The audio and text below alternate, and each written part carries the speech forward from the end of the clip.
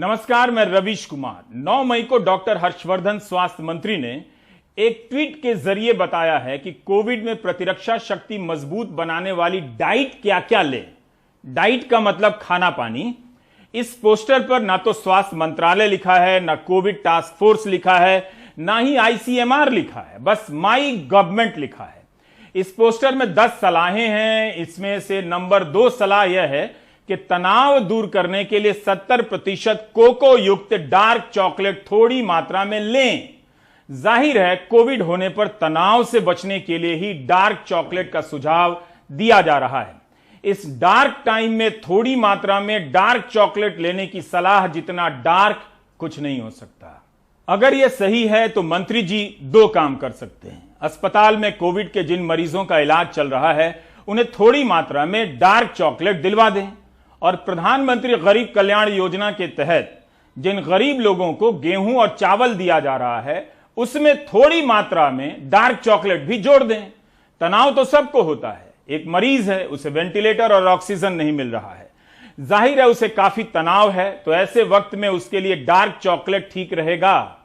मैं स्वास्थ्य मंत्री से पूछ रहा हूं, कुछ भी कहीं से आ जा रहा है। जिस देश में लोगों के पास पैरासीटामोल खरीदने की क्षमता नहीं है, थर्मामीटर नहीं है, उस देश के हेल्थ मंत्री थोड़ी मात्रा में डार्क चॉकलेट खाने की सलाह दे रहे हैं। उस तनाव को दूर करने के लिए जो उनकी असफलताओं के कारण भी आया है। गाय गोबर और गौमूत्र पर जोर देने वाले मंत्री जी ने मिल्क चॉकलेट का जिक्र नहीं किया। मिल्क चॉकलेट तो सस्ता होता है डार्क चॉकलेट से। मैं एक आइडिया दे रहा हूं, अगर कोविड से तनाव हो रहा है और डार्क चॉकलेट नहीं खरीद सकते हैं तो कोई भी चॉकलेट ले आएं।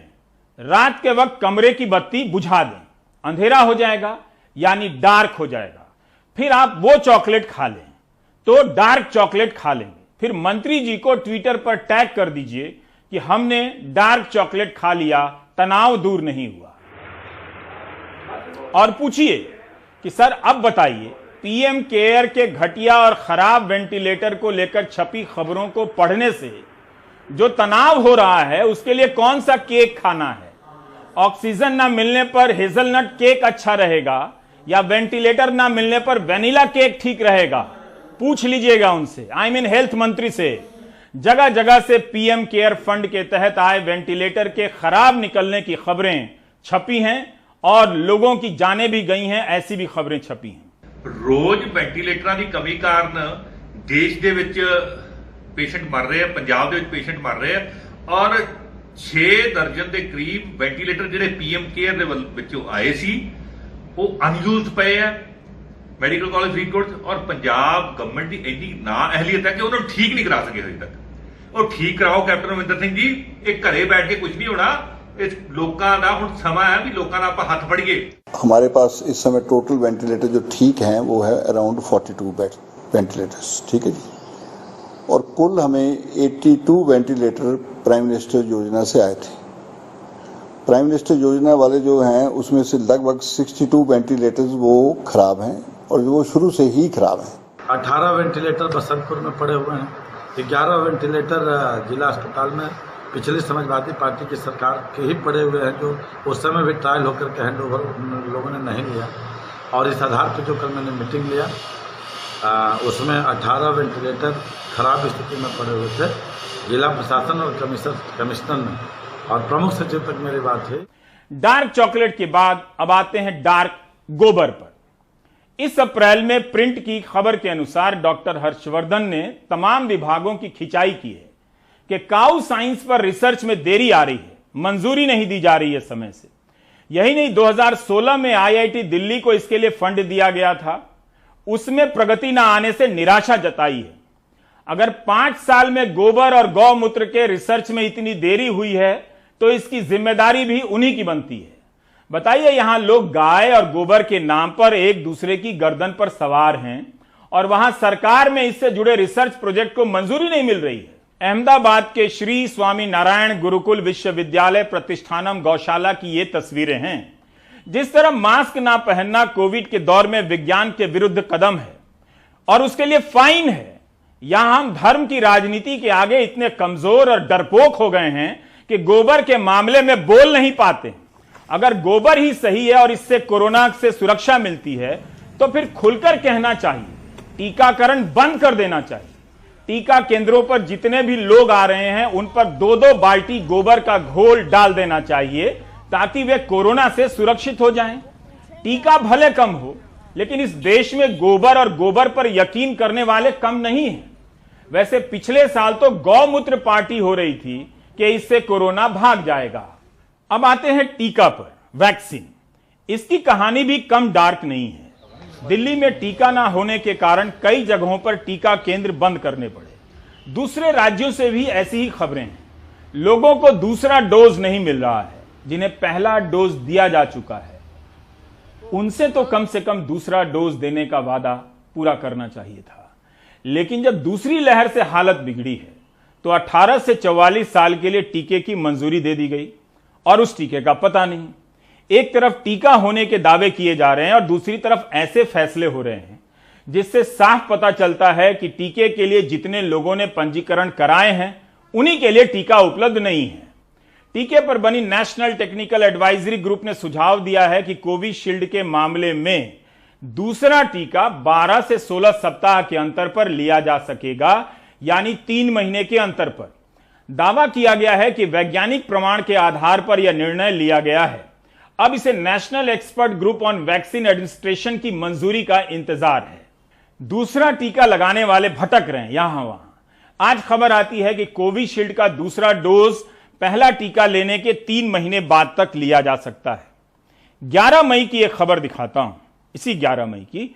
उससे पता चलेगा कि सरकार 3-4 दिन पहले क्या कर रही थी, क्या सोच रही थी। एक दिन हार कर आपको गोबर से स्नान करना ही पड़ेगा। लिख लीजिए, आप गोबर का चाहे जितना मजाक उड़ा लें, आपकी नियति में गोबर ही है, यह भी लिख लीजिए। यह इंडियन एक्सप्रेस के प्रभा राघवन की रिपोर्ट है। इस रिपोर्ट में NTAGI national expert group on vaccine administration के एक सदस्य डॉक्टर NK अरोड़ा का बयान है इसमें कि इस बात का कोई ठोस वैज्ञानिक आधार नहीं है कि 8 सप्ताह से आगे बढ़ाने पर दूसरा टीका असरदार होगा। 11 मई की छपी इस खबर के मुताबिक डॉक्टर NK अरोड़ा कह रहे हैं कि भारत में टीके की कोई कमी नहीं है। सोचिए, टास्क फोर्स सुझाव दे रहा है कि कोविशील्ड का दूसरा टीका 3 महीने के अंतराल पर लिया जा सकता है। इसके वैज्ञानिक आधार हैं, लेकिन जिस समूह को मंजूरी देनी है उसके सदस्य का कहना है कि इसका कोई वैज्ञानिक आधार नहीं है। प्रभा की इस रिपोर्ट के मुताबिक स्वास्थ्य मंत्रालय के स्वास्थ्य सचिव राजेश भूषण ने राज्यों को पत्र लिखा है कि अगर 8 सप्ताह से आगे दूसरा टीका लिया जाए तो उसका असर नहीं होगा। 22 मार्च को स्वास्थ्य सचिव राज्यों को पत्र लिख रहे हैं कि कोविशील्ड का दूसरा टीका 8 सप्ताह बाद लेने से असर नहीं करेगा। उसी दिन सूचना प्रसारण मंत्री प्रकाश जावड़ेकर भी कह रहे हैं, अखबार में छपा है, कि 4-8 सप्ताह के बीच ही दूसरा डोज देना बेहतर होगा।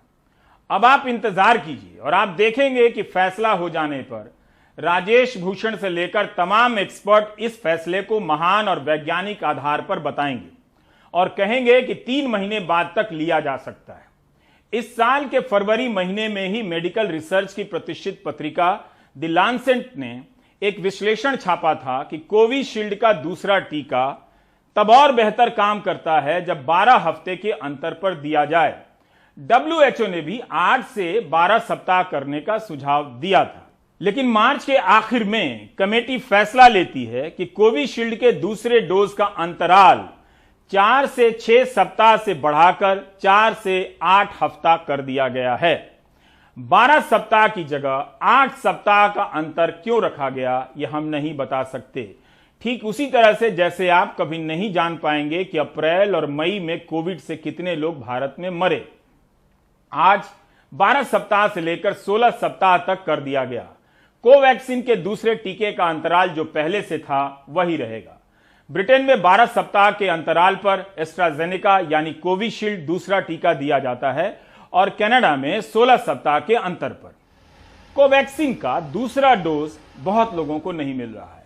कोवैक्सीन के दूसरे डोज का समय नहीं बढ़ाया गया है।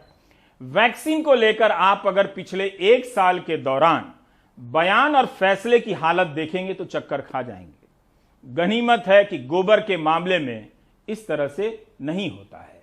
सबसे पहले दूसरे डोज के लिए 4 हफ्ता, फिर 6 से 8 हफ्ता और अब 12 से 16 हफ्ता। क्या इसलिए कि हमारे पास पात्र लोगों को दूसरा टीका देने के लिए टीका नहीं है, या पेशेवर वैज्ञानिक सलाह के आधार पर लिया गया फैसला है? क्या हम मोदी सरकार से कुछ पारदर्शिता की उम्मीद कर सकते हैं? यह कांग्रेस नेता जयराम रमेश का ट्वीट है। जयराम रमेश अभी भी सरकार से पारदर्शिता की उम्मीद कर रहे हैं। काफी समय है उनके पास। पिछले साल मई जून में जब अमेरिका और यूरोपियन यूनियन वैक्सीन बनाने वाली कंपनियों को ऑर्डर देने में लगे थे, तब भारत क्या कर रहा था? केंद्र सरकार क्या कर रही थी? क्या भारत ने उन देशों की तरह कोई ऑर्डर दिया? किस वैज्ञानिक आधार पर नहीं दिया? अब क्यों, जब इतने सारे लोग अप्रैल और मई में मर गए और तड़पा तड़पा कर मार दिए गए, तब जाकर ग्लोबल टेंडर की बात हो रही है? वो भी राज्य सरकारें निकाल रही हैं जो केंद्र को निकालना चाहिए था। पिछले साल ही इसकी तैयारी क्यों नहीं की गई? सबसे पहले उत्तर प्रदेश, फिर उसके बाद महाराष्ट्र, उड़ीसा, दिल्ली, कर्नाटक राज्य जैसे राज्यों ने ग्लोबल टेंडर निकाले हैं और अन्य राज्य भी ग्लोबल टेंडर की तैयारी में हैं। पिछले साल अक्टूबर में भारत ने रूस में बना टीका स्पुतनिक को मंजूरी देने से इनकार कर दिया। 8 अक्टूबर की खबर है रॉयटर्स की। इस साल अप्रैल में स्पुतनिक को मंजूरी दे दी गई। अक्टूबर में एक्सपर्ट पैनल कहता है कि स्पुतनिक का डेटा नहीं है, जबकि जनवरी में सरकार आधे अधूरे डेटा के आधार पर ही कोवैक्सीन को मंजूरी दे देती है।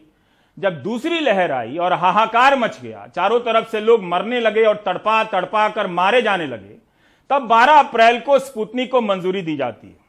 उसके पहले डॉक्टर रेड्डी ने आपात स्थिति में स्पुतनिक के लिए मंजूरी मांगी थी और भारत में ट्रायल के किसी चरण के पूरा होने की बात कही थी।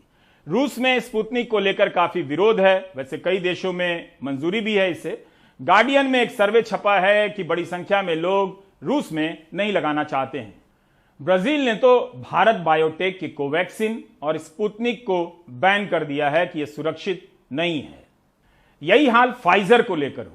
पहले मंजूरी नहीं दी गई, बाद में दे दी गई। अब तो मंजूरी के बाद भी उसके पंजीकरण का कोई अता पता नहीं चल रहा है। गोबर के साथ ऐसा कोई कंफ्यूजन नहीं होता है। दूसरे डोज के इंतजार वाले व्हाट्सएप यूनिवर्सिटी में रिश्तेदारों के ग्रुप में चैट कर सकते हैं कि 3 महीना ठीक रहेगा कि 2 महीना। कोवैक्सीन वाले परेशान होंगे कि उनका तो टाइम भी नहीं बढ़ाया गया और टीका भी नहीं मिल रहा है। 7 तारीख को फर्स्ट डोज के लिए हम वैक्सीन के लिए गए थे। वहां जाने के बाद बहुत भीड़ थी। उस भीड़ के अंदर भी हम लोग काफी तक इंतजार किए। 1 घंटे के बाद हमारा नंबर आया है। नंबर आने के बाद हमको इंजेक्शन दिया गया है। उसके बाद फिर हमको कहा है कि 28 दिन के बाद आने के लिए कहा है। फिर हम 28 दिन के बाद, तो 5 मई से लेकर आज तक हम 2-3 बार जाकर आए हैं। वो कह रहे हैं कि नहीं है, नहीं है। तो अभी ये सरकार कब सप्लाई करेगी और कब हम लोगों को देगी, इसका कोई अंदाजा नहीं आ रहा है। इसलिए हमको डर लग रहा है कि पहला डोज कहीं वेस्ट न जाए। अब आपको फ्लैशबैक में ले चलता हूं। ले ही जा रहा था, तभी आपको समझ में आएगा कि किस तरह का गेम हो रहा था। इतने तरह के बयान और दावे और छवियां बनाई गई कि आप उनसे शानदार हेडलाइन तो बना सकते हैं, लेकिन हकीकत का पता नहीं लगा सकते। इस साल 5 जनवरी को भारत में कोविशील्ड और कोवैक्सीन को मंजूरी दे दी गई। कहा गया कि पहले हेल्थ वर्कर को टीका दिया जाएगा। अभी तक हेल्थ वर्कर और फ्रंटलाइन वर्कर का भी पूरा टीकाकरण नहीं हुआ है। वैक्सीन के ऊपर भारत सरकार ने कितना खर्च किया है, इस सवाल का जवाब जरूरी है। कोवैक्सीन और कोविशील्ड को लेकर इस तरह से इशारे किए गए जैसे सरकार के पैसे से रिसर्च हो रहा है और उत्पादन हो रहा है। पिछले साल 28 नवंबर को प्रधानमंत्री पुणे जाते हैं और सीरम इंस्टीट्यूट का दौरा करते हैं, फिर आंध्र प्रदेश जाते हैं और भारत बायोटेक का दौरा करते हैं। इससे संदेश तो गया ही होगा कि उनके ही नेतृत्व में टीका बन रहा है।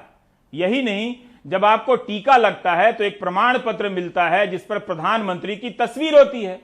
नेता अपने बयानों में ऐसे बोलते हैं जैसे प्रधानमंत्री के नेतृत्व में और भारत सरकार के पैसे से टीके पर रिसर्च हो रहा है और उत्पादन हो रहा है। इस साल 2 अप्रैल को गार्डियन अखबार में खबर छपती है कि एक तरफ जहां पश्चिम की सरकारें टीके के विकास में अरबों डॉलर लगा रही थीं, वहीं इस बात का कोई सबूत नहीं मिल रहा है कि भारत सरकार ने सीरम इंस्टीट्यूट को एक नया पैसा फंड में दिया हो। लेकिन सरकार ने दुनिया को टीका भेजकर अपनी वाहवाही की तस्वीरें खिंचाने में कोई कमी नहीं की। शब्दशः अनुवाद नहीं है रिपोर्ट का, लेकिन मतलब यही है। अखबार के अनुसार इसका रिसर्च ऑक्सफोर्ड यूनिवर्सिटी और दवा कंपनी एस्ट्राजेनेका का है, लेकिन इस तरह से फोटोबाजी हो रही है जैसे प्रधानमंत्री मोदी और भारत ने ही इसकी खोज की हो। सोचिए किस तरह की छवि बन रही है दुनिया में हमारी। गार्डियन एक और रिपोर्ट में यह भी लिखता है कि जब महामारी शुरू हुई तब भारत दुनिया का सबसे बड़ा टीका निर्माता था, लेकिन जल्दी ही अमेरिका और चीन भारत से आगे निकल गए। हम हेडलाइन बनाने में बिजी रहे कि दुनिया का सबसे बड़ा टीकाकरण अभियान चल रहा है। अब छप रहा है कि टीका नहीं होने के कारण टीका केंद्र बंद हो रहे हैं। इसलिए जानना जरूरी है कि भारत ने टीका के निर्माण की प्रक्रिया में कितना पैसा खर्च किया, क्योंकि बताया तो यही जाता है या आपको लगता है मीडिया ने आगे बता दिया कि भारत ने विकसित किया है। इस तरह से बताया जाता है कि भारतीय कंपनियों और भारत सरकार का फर्क मिट जाता है। 2 अप्रैल की गार्डियन की खबर कि भारत ने एक नया पैसा खर्च नहीं किया। लेकिन 11 मई की बात बताता हूं। केंद्र सरकार सुप्रीम कोर्ट में दिए अपने हलफनामे में कहती है कि उसने टीके के विकास में भारत बायोटेक और सीरम इंस्टीट्यूट को कोई आर्थिक मदद नहीं की है। साफ साफ लिखा है कि कोवैक्सीन या कोविशील्ड के रिसर्च या डेवलपमेंट के लिए किसी प्रकार की सरकारी सहायता या ग्रांट मदद नहीं दी गई थी। बताइए, स्वदेशी वैक्सीन को भी फंड नहीं दिया गया। लिखा है कि सीरम इंस्टीट्यूट को क्लिनिकल ट्रायल के लिए भी कोई फंड नहीं दिया गया, एक नया पैसा नहीं, बल्कि क्लिनिकल ट्रायल की 14 साइट को फंड दे दिए गए थे। यही हाल भारत बायोटेक का रहा। सिर्फ क्लिनिकल ट्रायल में 46 करोड़ की मदद आईसीएमआर ने की है। इसका मतलब है 2 अप्रैल की गार्डियन की खबर सही थी कि भारत सरकार ने टीके के उत्पादन में, कोविशील्ड के टीके के उत्पादन में एक नया पैसा खर्च नहीं किया। दूसरे के पैसे से बने टीके पर अपना फोटो चिपकाकर छवि बनाई गई। तो फिर पिछले साल की वो खबर क्या थी जब 13 मई 2020 को इस बात का ऐलान किया गया कि भारत में जो वैक्सीन कैंडिडेट हैं, यानी जो कंपनियां रिसर्च कर रही हैं, उन्हें 100 करोड़ की मदद दी जाएगी। कोर्ट में तो 46 करोड़ बता रहे हैं। उसी समय के आसपास अमेरिका 300 मिलियन डोज का एडवांस ऑर्डर दे रहा था। हम 100 करोड़ का सपोर्ट कर रहे थे। जब टीका नहीं बना था तब अमेरिका ने मई में ही 40 करोड़ टीके का ऑर्डर दे दिया। अमेरिका ने तो अलग अलग कंपनियों में 15,000 करोड़ रुपए के निवेश कर दिए। भारत क्या कर रहा था? भारत आज क्या कर रहा है? सुना देता हूं। Our rough estimate and target would be to receive and utilize 400 to 500 million doses covering approximately 20 to 25 crore people by July 2021. All this is still under various stages of finalization. तो सुप्रीम कोर्ट में सरकार कहती है कि टीका बनाने वाली 2 बड़ी कंपनियों को एक नया पैसा नहीं दिया। तो फिर वैक्सीन रिसर्च और डेवलपमेंट को लेकर पैसे देने की खबरें क्या थी? किसे मिला पैसा? जो 12 नवंबर 2020 के बिजनेस स्टैंडर्ड में छपा है कि वित्त मंत्री निर्मला सीतारमण ने कोविड के टीके पर रिसर्च और विकास के लिए 900 करोड़ की मदद राशि का ऐलान किया है। यह फंड बायोटेक्नोलॉजी डिपार्टमेंट को दिया गया है और इस योजना का नाम है कोविड सुरक्षा मिशन फॉर रिसर्च। यह 900 करोड़ किसे दिया गया जो हलफनामा में सरकार को कहना पड़ा कि एक नया पैसा खर्च नहीं किया? पिछले साल 26 सितंबर को अडर पूनावाला ट्वीट करते हैं कि क्या भारत सरकार के पास अगले 1 साल के लिए 80,000 करोड़ रुपए हैं, क्योंकि खरीदने के लिए इतना पैसा चाहिए, तभी हर भारतीय को टीका दिया जा सकेगा। हमें भारत के टीका निर्माताओं और विदेशी निर्माताओं से बात कर योजना बनानी होगी, पूनावाला कहते हैं। इस साल 20 अप्रैल की खबर देखिए। वित्त मंत्रालय ने टीका उत्पादन को प्रोत्साहित करने के लिए निर्माता कंपनियों को उधार देने का निर्णय लिया। भारत बायोटेक को 1500 करोड़, सीरम इंस्टीट्यूट को 3000 करोड़ उधार दिए जाएंगे। वैसे केंद्र सरकार ने सुप्रीम कोर्ट को दिए अपने हलफनामे में उधार देने की ही बात कही है। तो क्या 900 करोड़ या 4,500 करोड़ यह सब केवल हेडलाइन के लिए थे? 21 अप्रैल को अडर पूनावाला हमारे सहयोगी विष्णु सोम से कहते हैं कि खबरों में हम ये सब देखते ही रहते हैं, उम्मीद करते हैं कि यह फंड जल्दी आ जाए, लेकिन हमने बैंक से लोन ले लिया है इस उम्मीद पर कि ये पैसा हम तक बहुत जल्दी पहुंचेगा। The 3,000 crore amount we keep seeing in the media has been sanctioned and we believe it will come to us very soon. We have not waited but borrowed from the banks to get on with the ramp up, with the assumption that this funding from the government will reach us very soon this week. Media की खबरों के अनुसार कुछ पैसा इस कंपनियों के पास उधार का पैसा पहुंच गया है, लेकिन सरकार ने कोर्ट में क्यों कहा कि एक नया पैसा नहीं दिया गया है?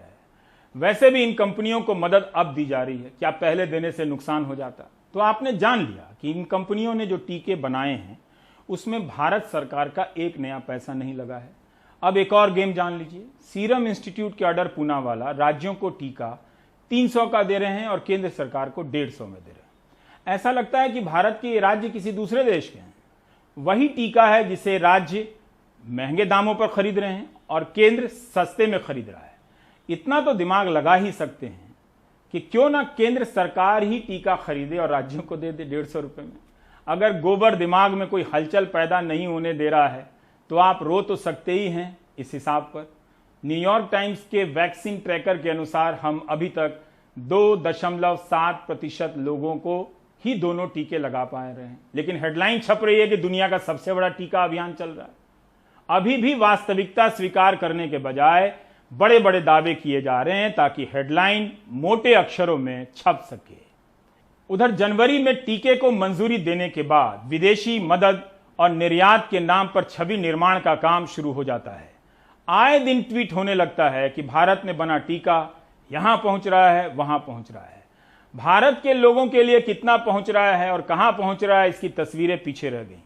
अलग अलग देशों में पहुंच रहे टीके के डब्बे का फोटो गांव गांव तक गोदी मीडिया के जरिए पहुंचाया गया कि भारत का बड़ा नाम हो रहा है, विश्व गुरु बन गया है।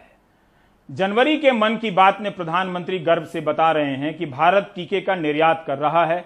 आत्मनिर्भर भारत का प्रमाण है। आत्मनिर्भर का मतलब तो यही होता है कि अपने लोगों को टीका दे दिया जाए और बचे तो दूसरों को भी दिया जाए। अब हालत यह है कि राज्यों को उनके हाल पर छोड़ दिया गया है। 4 महीने के भीतर भारत के राज्य टीका खरीदने के लिए ग्लोबल टेंडर निकालने जा रहे हैं ताकि बाहर से मंगा सके। आत्मनिर्भर भारत के पास है नहीं। आत्मनिर्भर का नारा गायब हो चुका है। यह नारा कई महीनों तक हेडलाइन बनता रहा। अब इसका काम हो गया है, नया कोई नारा आ जाएगा, क्योंकि हम छवि बना रहे थे, हम छवि ही बनाते रह जाएंगे। आपके लोग मर जाएंगे या तड़पा तड़पा कर मार दिए जाएंगे। इस चक्कर में भारतीय भी भूल गए कि जो टीका बाहर जा रहा है वो उन्हें लग सकता था और उनकी जान बच सकती थी। प्रोपेगेंडा का यह असर होता है। यही नहीं, हमने दुनिया को बार बार जताया, दिखाया, बताया और भारत ने भी दिखाया कि देखो किस किस देश में टीके का डब्बा पहुंचा है। हर देश के हवाई अड्डे से टीके के उतरते वक्त की तस्वीरें ट्वीट की गईं। वैसे भारतीय संस्कृति तो यही है कि किसी को देकर ज्यादा गाना नहीं गाया जाता है। 4 महीने के भीतर गाना बदल गया है। अब दुनिया भर से भारत के मदद के लिए डब्बे और हवाई जहाज की तस्वीरें आने लगी हैं। हमारी सारी तैयारी की पोल दुनिया के सामने खुल गई है। सिर्फ गोबर ही है जो हमें आत्मनिर्भर बना रहा है। गोबर के लिए हमें किसी के सामने हाथ नहीं फैलाना पड़ता है। फ्लैशबैक में जाकर यह देखना बहुत जरूरी है कि पिछले 1 साल से लेकर अभी तक क्या क्या हुआ है। इस मार्च में भारत सरकार अमेरिका, ऑस्ट्रेलिया और ब्रिटेन से टीके के उत्पादन के लिए आर्थिक मदद मांगने लगती है। 12 दिसंबर 2020 को रॉयटर्स से एक इंटरव्यू में टीका प्रशासन के प्रमुख और नीति आयोग के सदस्य डॉक्टर वीके पॉल कहते हैं कि सरकार ने पहले चरण में 30 करोड़ लोगों को टीका लगाने की योजना बनाई है। 6 से 8 महीने में 30 करोड़ को टीका दिया जा सकेगा।